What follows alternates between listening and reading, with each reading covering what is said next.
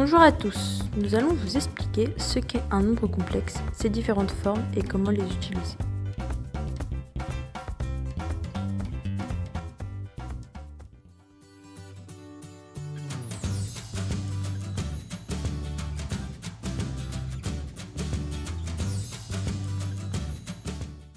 Les nombres complexes sont un nouvel ensemble de nombres nommés C, constitué de couples de nombres réels. On peut écrire C, l'ensemble C, Z, nombre Z de couple AB, et AB sont des réels. Le couple 0, 1, donc A égale 0 et B est égal à 1, est noté I et vérifie la relation I fois I est égal à I au carré, qui est égal à moins 1. Il existe différentes formes sous lesquelles nous pouvons écrire un nombre complexe.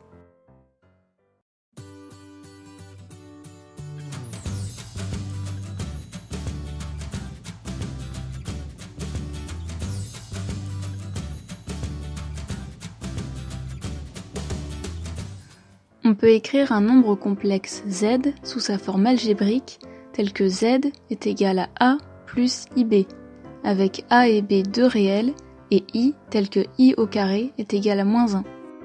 On appelle A la partie réelle du complexe et B la partie imaginaire.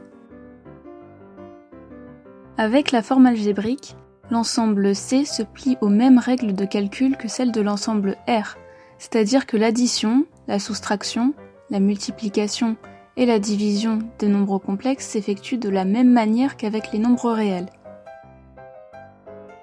Par exemple, dans le complexe Z est égal à 1 demi plus I racine de 3 sur 2, on peut retrouver la partie réelle, donc A, qui vaut 1 demi, et la partie imaginaire, donc B, qui vaut racine de 3 sur 2.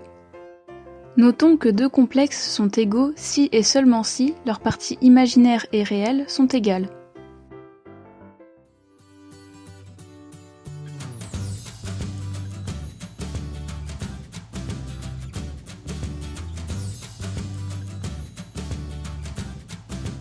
On peut aussi écrire un couple Z sous sa forme exponentielle, tel que Z est égal à R exponentielle de I θ, où R est le module de Z, c'est le coefficient qui figure devant le E. Et θ est un argument de Z à 2π près, c'est le coefficient à côté du I. On entrera dans ces détails dans la partie suivante. Nous allons faire un petit exemple. Z est égal à exponentielle de I pi sur 3. On retrouve R qui est égal à 1.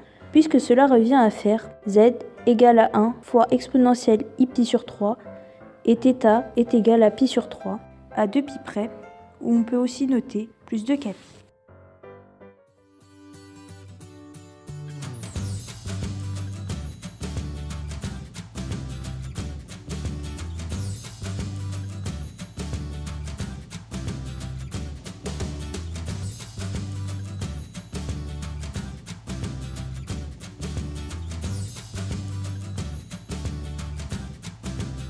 Le module d'un nombre complexe Z égale A plus IB est noté valeur absolue de Z et est un réel positif. Il est défini par module de Z égale racine de A au carré plus B au carré. Un argument de Z est noté θ et peut être retrouvé grâce au cercle trigonométrique et aux formules suivantes. Cos θ est égal à A sur module de Z et sin θ est égal à B sur module de Z. Pour mieux visualiser ces notions, on peut les représenter dans un schéma. On part d'un repère orthonormé. Le complexe Z correspond à un point M de coordonnées AB avec A en abscisse et B en ordonnée. On peut alors retrouver le module de Z qui correspond à la distance entre le point M et l'origine du repère, et l'argument θ qui correspond à l'angle entre l'axe des abscisses et le segment OM selon le sens trigonométrique, donc le sens inverse des aiguilles d'une montre. Ainsi, le passage de la forme algébrique à la forme exponentielle se fait par calcul du module de Z et de θ. Nous allons faire un petit exemple. Z est égal à 1 demi plus I racine de 3 sur 2. Le module est égal à racine de A au carré plus B carré, qui est égal à racine de 1,5 au carré plus racine de 3 sur 2 au carré, qui est égal à 1. Cos θ est égal à A sur le module, qui est égal à 1/2 sur 1, est égal à 1/2. Sin θ est égal à B sur le module, qui est égal à racine de 3 sur 2 sur 1, qui est égal à racine de 3 sur 2.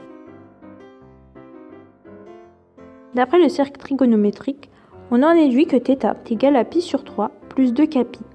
K est un réel. Donc, z est égal au module de l'exponentielle de iθ, qui est égal à 1 exponentielle de i pi sur 3.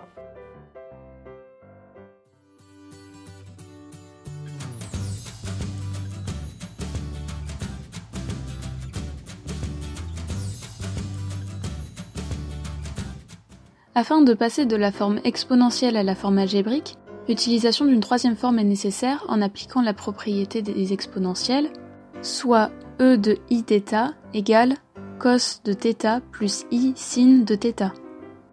On obtient donc une nouvelle forme qu'on appelle la forme trigonométrique et qui vaut z est égal à module de z fois e de iθ égale à module de z fois cos de θ plus i sin de θ. Nous allons faire un exemple. Z est égal à l'exponentielle de i pi sur 3, qui est égal à 1 fois cosinus de pi sur 3 plus i sinus de pi sur 3, qui est égal à cosinus de pi sur 3 plus i sinus de pi sur 3, car ici, le module est égal à 1. Grâce au cercle trigonométrique, on retrouve que cos de pi sur 3 est égal à 1/2 et sin de pi sur 3 est égal à racine de 3 sur 2. On peut donc conclure que z est égal à 1/2 plus i racine de 3 sur 2.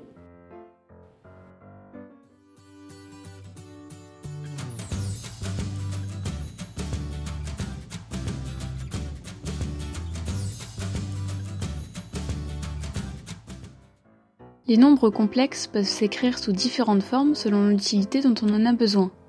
Ici, nous avons étudié le passage de la forme algébrique à la forme exponentielle et inversement. Mais en réalité, la forme algébrique et trigonométrique sont les formes principales, et c'est la réécriture de cette dernière qui nous amène à la forme exponentielle.